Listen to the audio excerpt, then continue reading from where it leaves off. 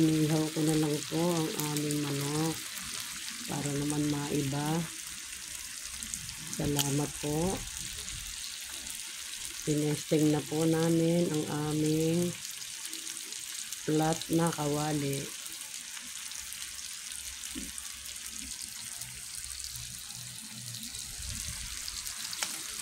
Nakatesting na po kami din dito ng maliliit na baboy. Kaya lang po hindi ko na na-video.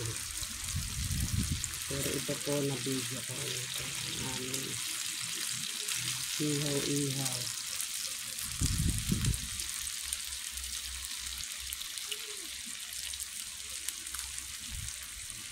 Marinate na po yan ng aking anak.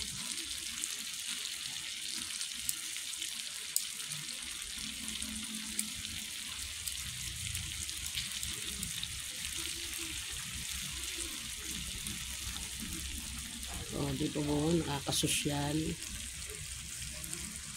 Ito po aking sinaing. Ayan.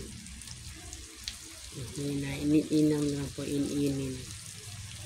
Ito po ang aking ulam. Salamat po today's video.